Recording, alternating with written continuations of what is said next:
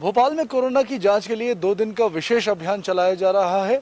ऐसे ही एक केंद्र पर अभी मैं मौजूद हूं। हालांकि आप देख सकते हैं कि लोग यहां पर बहुत कम आ रहे हैं, क्योंकि कोरोना की दूसरी लहर का जो पीक था वो अब धीरे धीरे ठंडा पड़ने लगा है और यही वजह है कि कोरोना की जांच सेंटर भी सूने पड़े हैं। पहले की तुलना में हम बात करें तो यहाँ लंबी लंबी कतारें नजर आती थी, लेकिन अब लोग यहाँ पर बहुत कम, इक्का दुक्का लोग ही नजर आ रहे हैं। आप देख सकते हैं कि कुछ ही लोग कोरोना की जांच कराने यहाँ पहुंच रहे हैं। हालांकि आपको बता दूं कि इस 2 दिन के विशेष अभियान के तहत कल रिकॉर्ड जांच भोपाल में दर्ज की गई थी। अब तक की सबसे ज्यादा 7,600 लोगों की जांच कोरोना की गई थी। विशेष तौर पर गाँवों की बात करें तो गाँवों से भी 1555 जो सैंपल है वो कलेक्ट किए गए थे।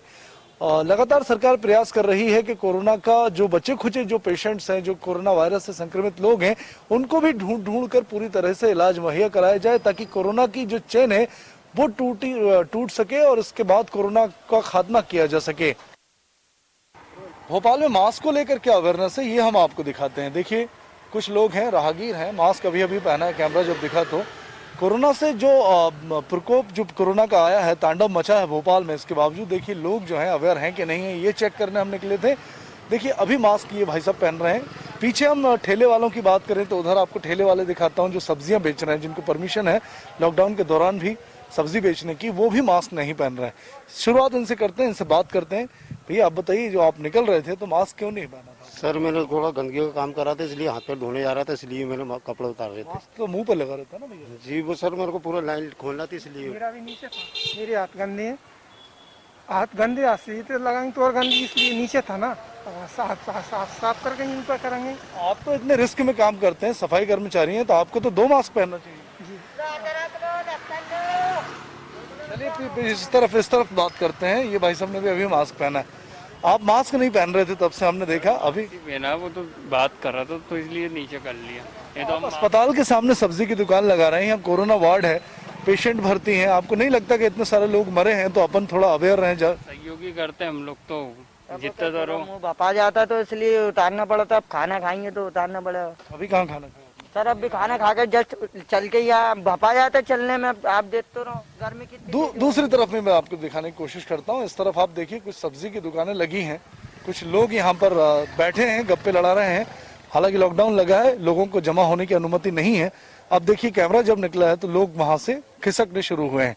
यही स्थिति पूरे भोपाल की है और लोग जो है गलियों में, अंदर खानों में, जो कॉलोनीज हैं उसके बीच में लोग अवेयर नहीं है और जैसे ही वो घर या कॉलोनी में अपनी पहुंचते हैं तो मास्क निकाल देते हैं और बेचिंतक बेखटक हो जाते हैं। यही वजह है कि कोरोना की चेन तो टूटती हुई नजर आ रही है, लेकिन मौत के आंकड़े अभी बहुत ज्यादा कम नहीं हुए हैं और लगातार नए नए मरीज भी सामने आ रहे हैं। मुख्यमंत्री शिवराज सिंह चौहान ने 1 जून से अनलॉक करने की प्रक्रिया का जिस तरह से रुझान दिया है, उसका नज़ारा ग्वालियर में अब देखने को मिल रहा है। जिस तरह से ग्वालियर का ये हजीरा चौराहा है, यहाँ पर काफ़ी लोगों की अब भीड़ देखने को मिल रही है और गाड़ियों से अब लोगों की आवाजाही सुचारू रूप से होने लगी है। यहाँ पर वो फोकस पॉइंट बनाए गए थे जहाँ पर पुलिस की सख्ती रहती थी। अक्सर यहाँ पर चेकिंग पॉइंट पर देखा जाता था कि पुलिसकर्मी यहाँ पर तैनात रहते थे, लेकिन अब ये सूना दिख रहा है यहाँ पर। जिस तरह से लोगों में पुलिस का डर और भय होता था कि कहीं चालान ना कट जाए, कि कहीं पुलिस गाड़ी ना रोक ले, तो जिसके चलते लोग घरों में ही रहते थे और कोशिश करते थे कि घर से बाहर ना निकला जाए, यानी कि आवश्यक काम पड़ने पर ही घर से बाहर लोग निकल सकते हैं। लेकिन यहाँ की तस्वीरें ये बयां करती हैं, कई लोग ऐसे देखे जा रहे हैं, सामने बाबूजी आ रहे हैं बिना मास्क के देखे जा रहे हैं और ऐसे कई तमाम लोग हैं जो यहाँ पर देखे जा रहे हैं। मतलब कहा जा सकता है कि यहाँ पर लोगों को लग ही नहीं रहा कि ग्वालियर में कोरोना कर्फ्यू है। खास बात यहाँ पर ये देखी जा रही है कि दुकान पूरी तरह बंद है, केवल मेडिकल की दुकान यहाँ पर खुली हैं और सभी प्रकार की दुकानें यहाँ पर बंद हैं। लेकिन लोगों की आवाजाही, लोगों चाहे पैदल की बात करें, टैक्सियों से बात करें, गाड़ियों से बात करें, तो लोग यहाँ पर बिल्कुल अब घूमते नज़र आ रहे हैं।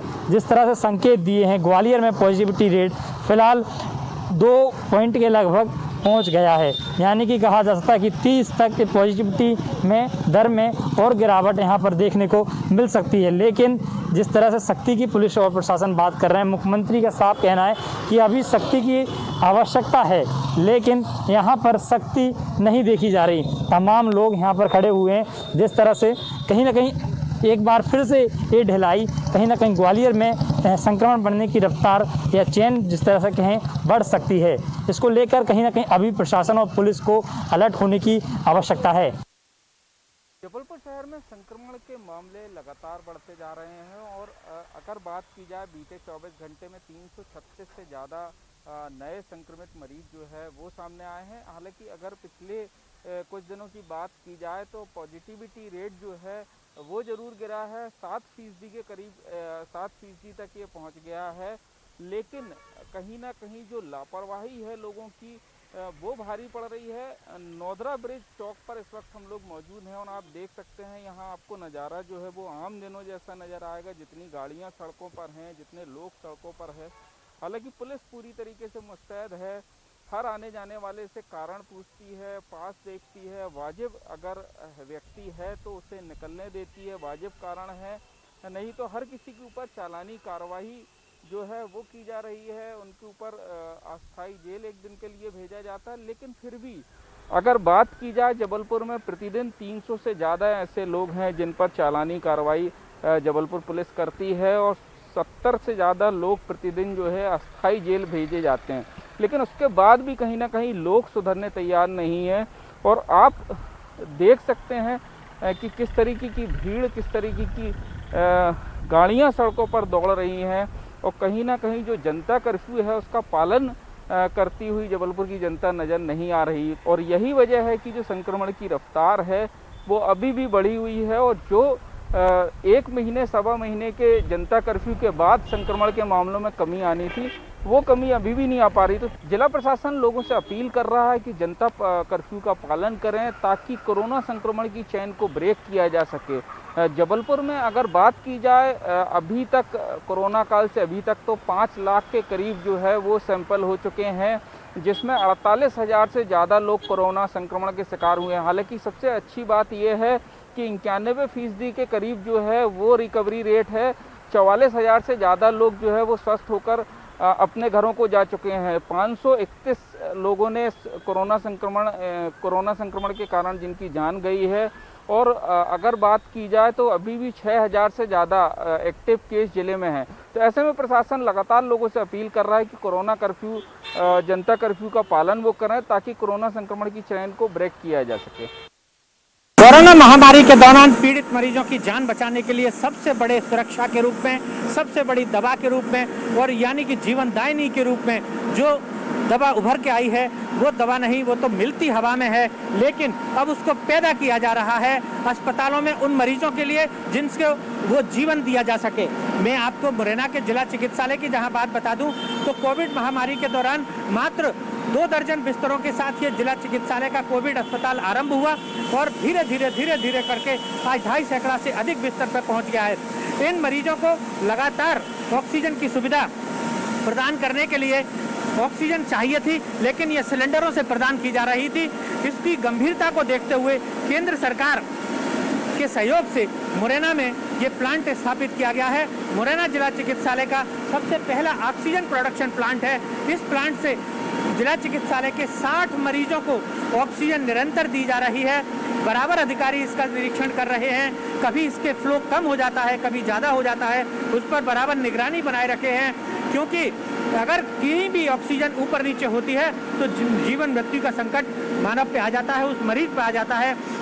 आज भी इस प्लांट के निरीक्षण के लिए हमारे मुख्य चिकित्सा एवं स्वास्थ्य अधिकारी यहाँ उपलब्ध हैं। हम उनसे यह बात करेंगे कि मुरैना जिले भर में, जिले के अस्पतालों में भर्ती मरीजों को ऑक्सीजन की कितनी सुविधा ये प्रदान की जा रही है। जी डॉक्टर साहब, ये ऑक्सीजन प्लांट जो लगा है, क्या सुविधा इसके मरीजों को मिल रही है, कितने मरीजों को मिल रही है? हाँ, ये हमारे यहाँ 600 लीटर पर मिनट का प्लांट लगाया गया है माननीय सांसद केंद्रीय मंत्री श्री नरेंद्र सिंह तोमर जी के सहयोग से, जिससे प्रतिदिन 60 से अधिक मरीजों को हम ऑक्सीजन की सुविधा उसके पलंग पर मुहैया करा पाते हैं। मुरैना जिले में ऐसे कितने? इसके अतिरिक्त भी माननीय मंत्री जी के सहयोग से जिला चिकित्सालय पर ही एक और प्लांट लग रहा है, वो भी शीघ्र चालू हो जाएगा।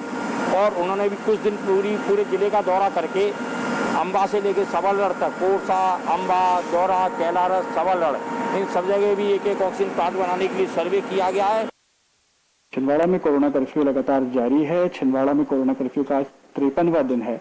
वहीं हम बात करें तो तमाम चाक चौबंद जो है वो छिंदवाड़ा में दिख भी रही है। पॉजिटिविटी रेट में काफी कमी आई है। हम पिछले दिन की बात करें तो अब जो 3 दिन से लगातार छिंदवाड़ा में पॉजिटिविटी रेट है वो 15 से लेकर 20 के बीच में इसका आंकड़ा आ रहा है। छिंदवाड़ा में इससे पहले 6115 लोग पॉजिटिव हुए थे, जिसमें से 5700 लोग जो है वो रिकवर होकर स्वस्थ हो चुके हैं। वहीं वैक्सीनेशन का काम भी छिंदवाड़ा में चल रहा है। इस वक्त हमारे साथ छिंदवाड़ा कलेक्टर सौरभ सुमन जी मौजूद हैं। हम उनसे जानते हैं कि कैसे छिंदवाड़ा में जो है कोविड के ऊपर काम चल रहा है, कैसे रोकथाम की सारी प्रक्रिया चल रही है। सर, स्वागत है आपका इंडिया न्यूज में। सर, किस तरह छिंदवाड़ा में जो है अभी ग्राफ में कुछ देखा जा रहा है कि कमी आई है। अप्रैल में काफी पीक पे आया था कोरोना, तो क्या व्यवस्थाएं और आगे हैं सर? ग्रामीण क्षेत्र आपकी प्लानिंग से? जब केसेस पीक पे आए थे उस समय लगातार कड़ाई करके बॉर्डर बंद किया गया था, कोरोना कर्फ्यू लागू कराया गया था और ऐसे क्षेत्रों की पहचान की गई थी जहां पे संक्रमण की स्थिति ज़्यादा थी और उन क्षेत्रों में लगातार जो थंब रूल है कि लगातार सर्वे किया गया, स्क्रीनिंग की गई, सैंपलिंग की गई, लोगों को पहचाना गया और बहुत बड़ी संख्या में माइक्रो कंटेनमेंट जोन बनाए गए और कोरोना जो जहां पे फैला था उसी स्थान पे रोकने का प्रयास किया गया और उसमें अपेक्षित सफलता मिली। लोगों का भी पूरा सहयोग रहा इसमें, जिस कारण आज की स्थिति में हम लोग काफ़ी कंफर्टेबल सिचुएशन में हैं। पर डे जो केसेस आ रहे हैं, पॉजिटिविटी रेट अब 2 से भी नीचे आ गई है, 20 से कम केसेस प्रतिदिन आ रहे हैं। सर, ग्रामीण क्षेत्रों में कोरोना की कहीं ना कहीं ऐसा लग रहा है कि बड़ा है, लोग अवेयर नहीं हो पा रहे हैं इसको। अभी भी सर्दी खांसी जुकाम जो है वो आम बीमारी के तौर पे ले रहे हैं। अवेयर करने के लिए, जागरूक करने के लिए ग्रामीणों को क्या प्लानिंग जो है छिंदवाड़ा प्रशासन की है? यदि छिंदवाड़ा जिले की मैं बात करूं तो ग्रामीण क्षेत्रों में भी संक्रमण की स्थिति पर्याप्त घटी है। हम लोग ग्रामवार इसकी समीक्षा करते हैं और वर्तमान में सिर्फ एक ही ग्राम पंचायत है जहां 5 से अधिक सक्रिय केस हैं। तामिया वो भी ब्लॉक मुख्यालय है। इसके अतिरिक्त वर्तमान में कोई भी ऐसा ग्राम या ग्राम पंचायत नहीं है जहां बड़ी संख्या में केसेस हों। मध्य प्रदेश शासन का जो किल कोरोना 3 अभियान अभी चल रहा है, तो घर घर उससे सर्वे किया गया, जो छुपे हुए केसेस होंगे उनको निकालने का प्रयास किया गया। तो ये छिंदवाड़ा कलेक्टर है जिनका कहना है कि तमाम व्यवस्थाएं छिंदवाड़ा में बनाई जा रही हैं। वैक्सीनेशन की भी उपलब्धता जो है वो धीरे धीरे बढ़ेगी, तो जो समस्या स्लॉट में आ रही है वो भी आना बंद हो जाएगी। किल कोरोना अभियान के तहत ग्रामीण क्षेत्रों में कोविड को काबू पाने का पूरा प्रयास किया जा रहा है। दमोह जिले में लगातार कोरोना का कर्फ्यू लागू है और इस कोरोना के कर्फ्यू के लागू होने के साथ ही बाजारों को पूरी तरह से बंद कर दिया गया। दमोह का यह हृदय स्थल कहा जाता है, जिसे हम घंटाघर कहते हैं, उसको चारों तरफ से बैरिकेड्स लगा करके बंद कर दिया गया है। जिस तरह से कोरोना के मरीजों का आंकड़ा सामने आ रहा है, उसी लिहाज से प्रशासन के द्वारा कोरोना कर्फ्यू लगाया गया है और कोरोना कर्फ्यू लगाए जाने के साथ ही उसका पालन भी कराया जा रहा है। लगातार इस सप्ताह की यदि बात करें तो 100 से कम आंकड़ा कोरोना के मरीजों का दमोह जिले में सामने आया है। क्योंकि कोरोना के मरीज अब कम हो रहे हैं, उस लिहाज से आगामी दिनों में यह कहा जा सकता है कि 31 मई के बाद 1 जून से हो सकता है, जिस तरह से मध्य प्रदेश के मुख्यमंत्री शिवराज सिंह चौहान ने कहा है कि किस तरह से लॉकडाउन को खोला जाएगा, तो हो सकता है कि दमोह में भी लॉकडाउन में कुछ छूट दी जा सके। क्योंकि व्यापारियों को परेशानी है, आम लोगों को परेशानी है और मरीजों की संख्या यदि कम होती है तो इस लिहाज से कोरोना के कर्फ्यू को बंद किया जा सकता है और कुछ ढील जरूर दी जा सकती है। लगातार प्रशासनिक व्यवस्थाएं यहाँ पर चाक चौबंद है, लेकिन अभी भी लोगों की मौत का सिलसिला जारी है। दमोह के जिला अस्पताल में जिस तरह से आंकड़े, प्रशासनिक आंकड़े सामने आ रहे हैं, उस लिहाज से हर दिन ही 2 से 3 मौतों के आंकड़े अभी कुछ दिनों में सामने आए हैं, जिसमें कोरोना के चलते मौतें हुई हैं, नौजवानों की मौतें हुई हैं और इस लिहाज से कोरोना के कर्फ्यू को बढ़ाया जाना लाजमी कहा जा सकता है। लेकिन जिस तरह से कोरोना के कर्फ्यू को घटाने की, कुछ छूट दिए जाने की बात सामने आ रही है, क्योंकि व्यापारियों को परेशानी है, आम जनता को परेशानी है और काला बाजारी का भी दौर जारी है। काला बाजारी कुछ लोग कर रहे हैं और उसको लेकर के प्रशासन पूरी तरह से सख्त है। मुख्यमंत्री के जिस तरह के निर्देश है। दमोह की यदि हम बात कर ले तो कोरोना के मरीजों की संख्या में कमी आ रही है। एक बात और मैं बताना चाहूँगा कि शहरी क्षेत्रों से कोरोना के मरीज कम आ रहे हैं, लेकिन ग्रामीण अंचलों से कोरोना के मरीजों की संख्या में लगातार वृद्धि हो रही है। एक एक गांव से 10-10 से 12 कोरोना के मरीज निकल रहे हैं। ऐसे हालात में लगता है कि आगामी दिनों में किस तरह की स्थिति बनती है और किस तरह से कोरोना के कर्फ्यू में ढील दी जाती है, यह देखने लायक होगा। हालांकि ब्लैक फंगस के मामले में 7 जो मरीज थे उनमें से 2 की मौत हो जाने की बात सामने आई है और 5 मरीजों का इलाज जबलपुर में चल रहा है। इस लिहाज से ब्लैक फंगस का प्रकोप भी दमोह जिले के मरीजों पर दिखाई दे रहा है और इस लिहाज से आगामी दिनों में देखना यह होगा कि प्रशासन की गाइडलाइन के अनुसार जिस तरह से कोरोना कर्फ्यू का पालन कराया जा रहा है, आगामी दिनों में क्या छूट दी जाती है या फिर इसी तरह से कोरोना का कर्फ्यू जारी रहेगा।